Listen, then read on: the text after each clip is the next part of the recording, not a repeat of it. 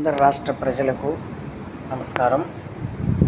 రేపు జరగబోయే ఎలక్షన్లో ఎన్డీఏ కూటమిని గెలిపించి మన భావితరాల భవిష్యత్తును మనమే తీర్చిదిద్దుకోవాలని కోరుతున్నాను. తర్వాత ఈ వైసీపీ గుండాలు రేపు ఖచ్చితంగా గొడవలకు దిగుతారు.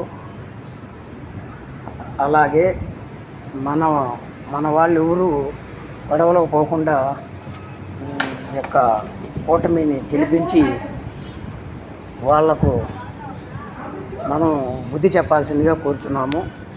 అలాగే మన పిల్లల భవిష్యత్తును